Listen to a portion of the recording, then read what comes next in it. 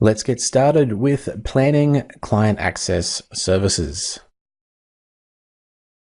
In this module, we're just going to cover some fundamentals that are pretty important to understand before we get into the actual configuration of the client access services. We'll take a look at a short history of Exchange Client Access, how client access works for Exchange 2016. We're going to go through client access namespace design and also the SSL certificate requirements for client access services. I'll explain where to put your Exchange 2016 servers on your network, what's wrong with the default configuration that Exchange is installed with when it is first set up, and we'll look at the design that Globomantics is going to use in their environment. So let's go all the way back to Exchange 2007. And in Exchange 2007, we had separate server roles for the client access server and for the mailbox server. And of course, there was also the hub transport server, the unified messaging server, and the edge transport server. But we're talking about client access here. So let's just talk about the client access server role and the mailbox server role. Now, they could be installed separately on separate servers, or they could be installed together on the same server in what was referred to as a multi-role server. Client access in Exchange 2007 was a little different depending on the protocol that the client was using. So POP and IMAP clients, as well as any HTTPS clients, so that's mobile devices, web browsers, and also the web services calls that Outlook clients made, would connect to the client access server. Meanwhile, the RPC connection to the actual mailbox would go directly to the mailbox server for mailbox access and also for public folder access. In Exchange 2010, the client access model was changed slightly. The RPC client access server was added to the client access server role, and this meant that RPC connections from Outlook clients would now go to the client access server role instead of directly to the mailbox server role.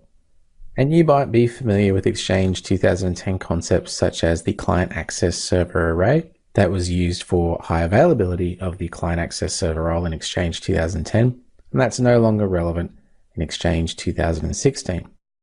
But there was also an exception with Outlook clients connecting to Exchange 2010 in that they would make an RPC connection directly to the mailbox server for public folder access.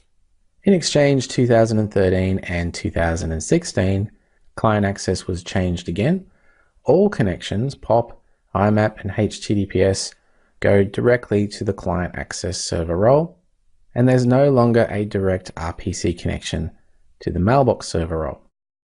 So all connections from Outlook clients over either RPC over HTTP, which is called Outlook Anywhere, or over MAPI over HTTP, which is replacing Outlook Anywhere, go directly to the client access server role.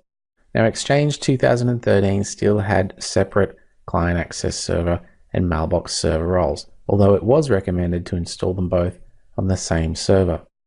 Well, in Exchange 2016, Microsoft has made absolutely sure that you'll install both roles on the same server because they've simply taken away the client access server as a separate server role and consolidated all of the functionality onto the mailbox server role. However, everything that used to be part of the client access server role is now still considered the front-end services, and all of the mailbox server functionality is still considered to be the back-end services. So in some ways, it's useful to still consider them separate roles, but just remember in Exchange 2016, there is only one server role providing all of that front-end and back-end capability.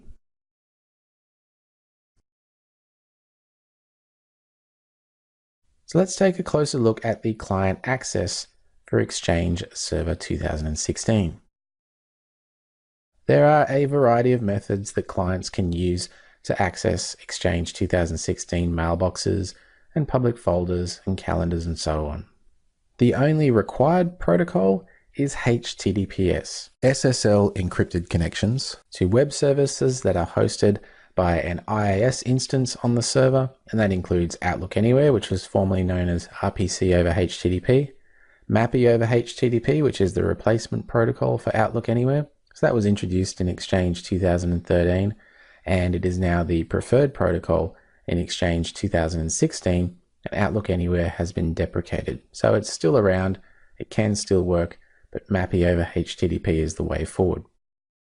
We've also got Auto-Discover, the Exchange Web Services, the Offline Address Book, Outlook on the Web, which is what they now call Outlook Web Access or Outlook Web App from previous versions of Exchange, the Exchange Control Panel, and ActiveSync for mobile devices. POP and IMAP also exist, but rather than be hosted by the IIS instance on the server, they have separate front-end and back-end services that run those protocols. The default configuration for an Exchange 2016 server is that all of the HTTPS services are configured with URLs that contain the server's fully qualified domain name. In the case of POP and IMAP, those services are disabled by default. So if you plan to use POP and IMAP, you'll have to manually enable and configure those services. But all of the HTTPS services are enabled by default with that server fully qualified domain name in the URL.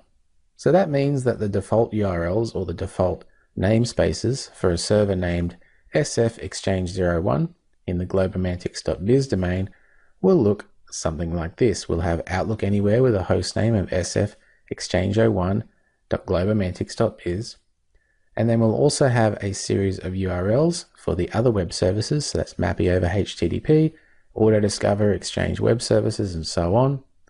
And you can see that they all use the same server fully qualified domain name in the URL, and then just have different virtual directories for each service. So what are the problems with those default namespaces?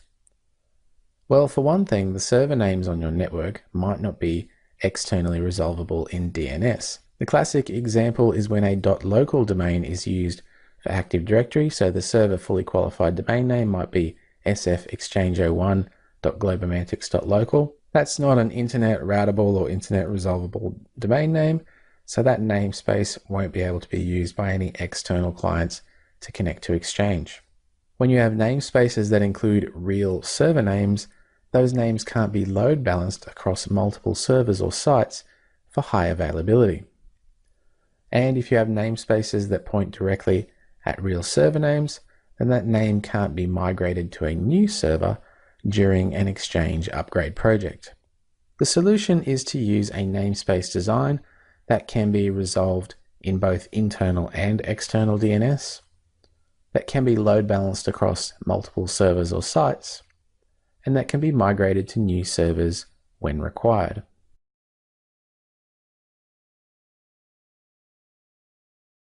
That brings us to client access namespace design. And when it comes to designing your client access namespaces, here's what I want you to remember most. Complexity is your enemy. The more complex your namespace model, the more difficult it will be to configure, and the more difficult it will be to maintain and troubleshoot when there's a problem. Here's some fundamentals of namespace models that you should keep in mind. For individual services, so for example for Outlook Anywhere or for Outlook on the Web, each of those HTTPS services can have a unique namespace or a unique URL. Or each HTTPS service can use the same namespace because they are, after all, hosted on different virtual directories in IIS. Just remember that users generally only see the Outlook on the Web namespace, so that's the URL they'll type into their web browser if they want to access their webmail. All the rest of the namespaces, the end users do not need to know. They will not be entering them into any web browsers or into any application configurations. So it really doesn't matter if they are the same or if they are different, because users only care about the Outlook on the Web namespace. The recommended practice is to use the same namespace for all HTTPS services. Less complexity, easier to configure, and easier to maintain and troubleshoot. Your IMAP and POP services can be unique, or they can just use the same namespace as the HTTPS services as well. For data centers, when you have multiple servers within the data center, each server in the data center is configured with the same namespace for each service. So you don't have different URLs for accessing different servers. You have one namespace, and if there's multiple servers, you use load balancing to distribute the traffic across those multiple servers. So here are some examples. In the left column, we have the single namespace example. So as you can see, all of the services are using mail.globomantics.biz, and then they just have different virtual directories configured for each of the web services. It's nice and consistent, it's easy to configure, there's only one DNS record required for mail.globomantics.biz, and it's just a simpler model.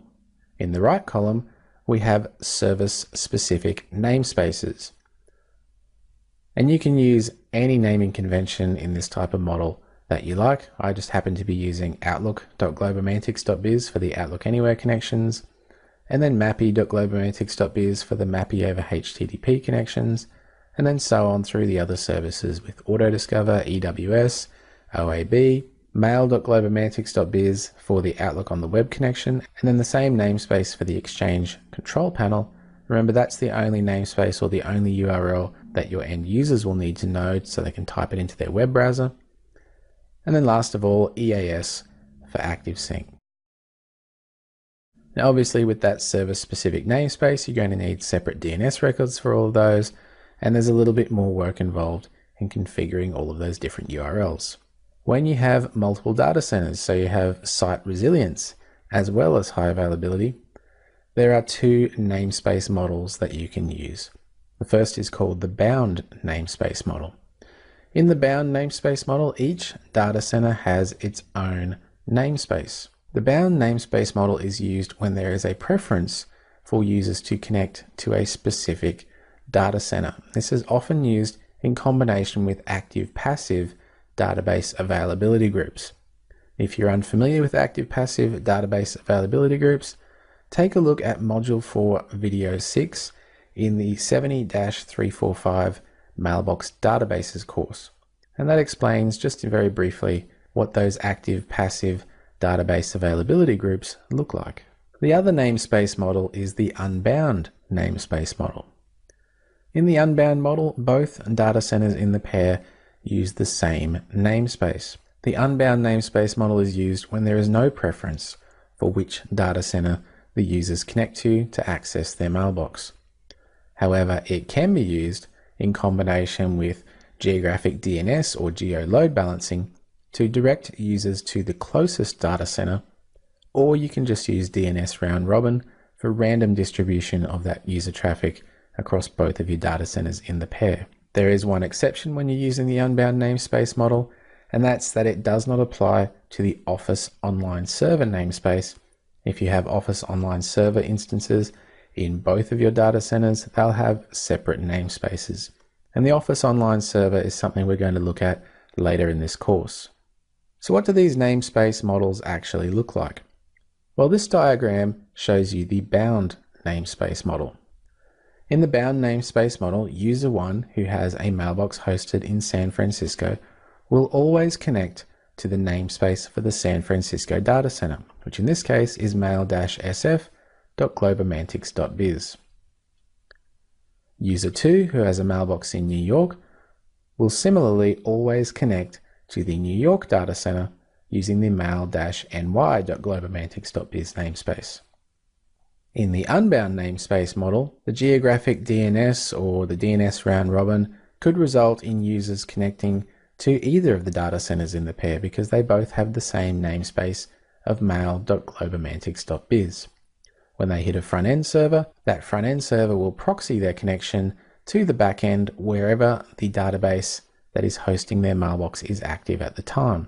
Now, this idea of users connecting from one side of the country to the other only to be proxied back to the other side of the country again might seem a little undesirable. And it's true, if you have network bandwidth considerations or network latency considerations, this model might not work very well for you. But if you have no concerns about bandwidth or latency, well, this model can work just fine, and it is in fact much simpler to deploy and manage and troubleshoot. Very large organizations that span the entire globe have a few extra considerations for their namespace models. One approach they can use is the regional namespace model, where each data center pair in a region uses its own bound or unbound namespace. Regional namespaces are often used when international links are costly or have very high latency. The other option is to use a global namespace, in which one single unified namespace is used for all of the data centers around the world for a global organization. And again, this can be used with GeoDNS or geographic DNS to direct clients to the nearest data center. So they'll connect to the nearest front-end servers. That way their connections are now inside your network, and those connections will then be proxied to their mailbox wherever that is around the world.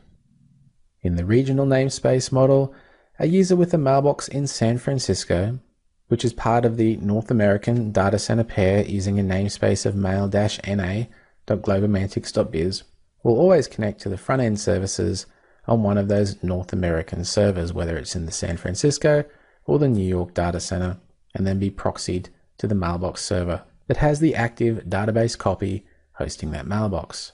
When you have a global namespace, the user could potentially connect to any of the front-end services around the world because they're all using the same mail.globomantics.biz namespace. However, as I mentioned earlier, it's often used in combination with geographic DNS to try and ensure that users are connecting to the best possible server. And there is at least one great example of the global namespace model in action today, and that is with Microsoft's Office 365 services. Office 365 uses a single namespace of outlook.office365.com no matter where you're located in the world. They use various combinations of geographic DNS and DNS round robin to allow you to connect to multiple front-end services, and then your connections are proxied internal to the Office 365 network to the mailbox server hosting the active mailbox database copy for your particular mailbox. So not only is the global namespace practical to implement, you can see it obviously works very well at great scale if it works that well for Office 365.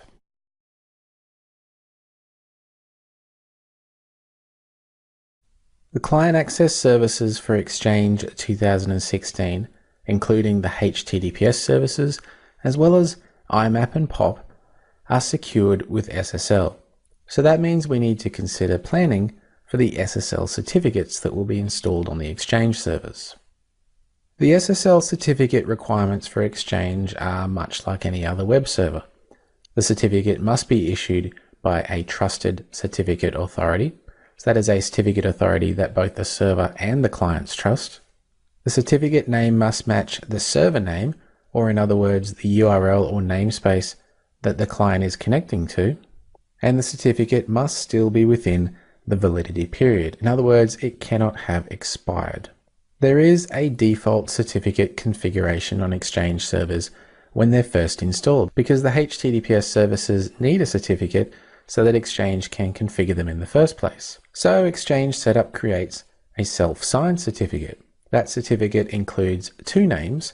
The first is the server's short name, for example, sf-exchange01, and the other name is the server's fully qualified domain name, for example, sf-exchange01.globomantics.biz. The problem with the self-signed certificate is that it's not trusted by clients. The clients that are connecting to the Exchange server do not trust a certificate that the Exchange server itself has self-signed. And because only the short name and the server's fully qualified domain name are on the certificate, that certificate is not going to match the namespaces, for example, mail.globomantics.biz, that the clients are connecting to. So that server will simply fail the validity check, and the HTTPS connection will either fail as well, or the client will get a pop-up warning them about the certificate mismatch. The recommendations for SSL certificates are as follows. It is supported to use certificates that are issued by a private or enterprise certificate authority. So you can build your own CA if you want to, and use that to issue certificates. It is likely though that you will have problems with certificate trust for any clients that attempt to connect to the server that are not domain joined or that do not already trust your enterprise CA. for example, mobile devices. It is supported to use single name certificates, which are SSL certificates containing just a single name, such as mail.globomantics.biz. It's also supported to use wildcard certificates, which can be simpler to configure, and these days they do tend to work just fine, although they have a little bit of a history of interoperability problems with other server platforms and with some clients. It is supported to use separate certificates for HTTPS, SMTP, IMAP, and POP. They are separate services in Exchange that you can bind separate certificates to if you want to. But the recommendations are that you use certificates that are issued by a trusted third-party certificate authority, that you use a subject alternative name certificate, also known as a SAN certificate, or in some cases a unified communication certificate, just depending on the provider that you're buying it from. And it's also recommended to use a single certificate for all services, and in fact a single certificate for all servers. So you do not need to go and purchase separate certificates for all of the servers in your data centers. In fact, if you do that, you will have problems with load balancing, Outlook on the web connections, and users are often going to be re-prompted for authentication if their connection switches to a different server. So using a single certificate for all servers resolves that problem.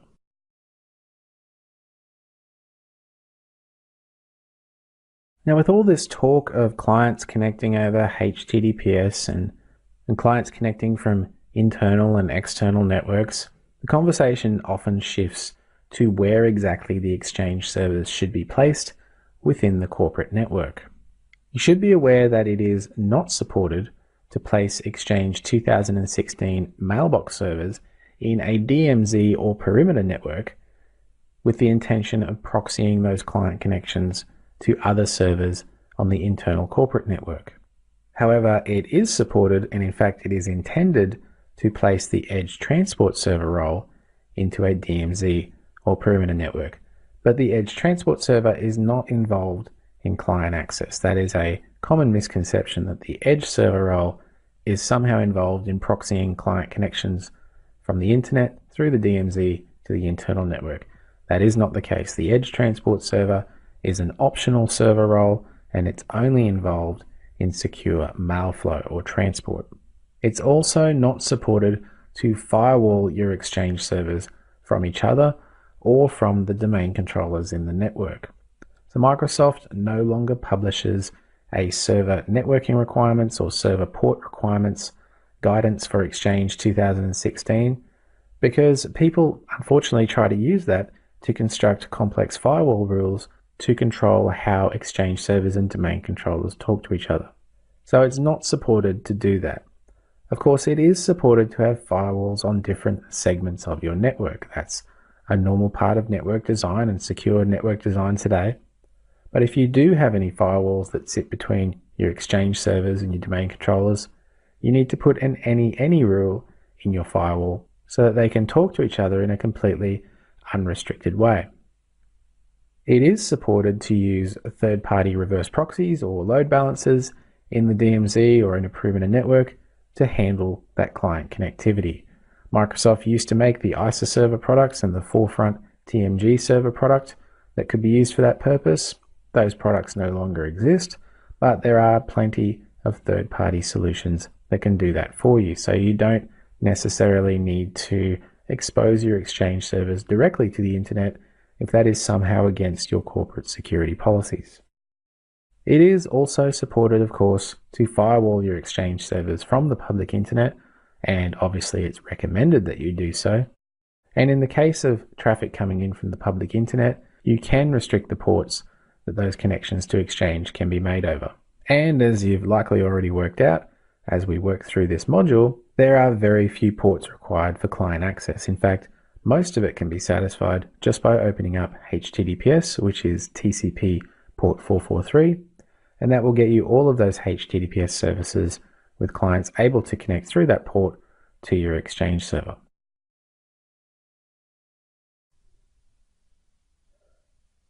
So let's go into the Globomantics environment, and we're going to take a look at the client access problems that exist in Globomantics because of the default server configuration. We're logged on to the Globomantics environment. We're just logged into a regular Windows 10 client machine that has Outlook installed. So let's fire up Outlook and have a look at what that user experience is like with the default Exchange server configurations that are in play at the moment. So this is creating a new profile, and you can see that immediately we get a security alert.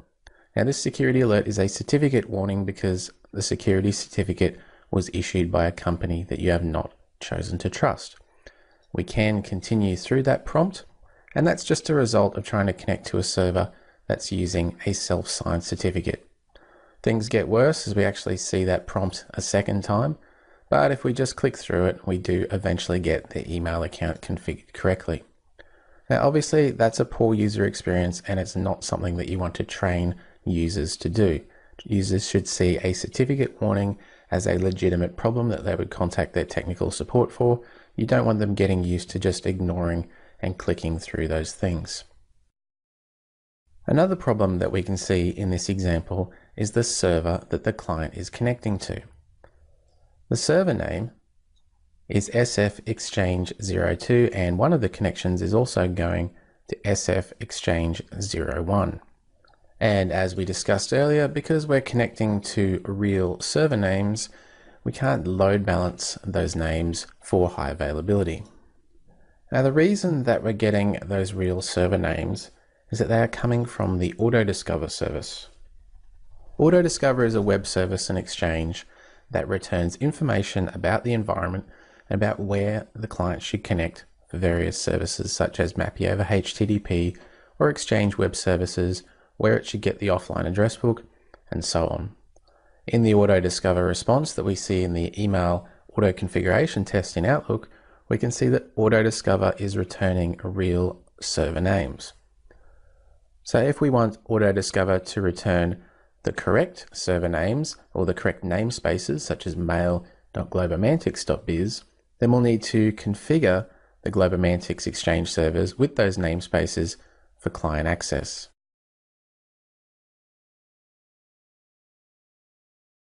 So Dave, the Globomantics systems engineer, needs to come up with a namespace design that's going to solve those problems for his users.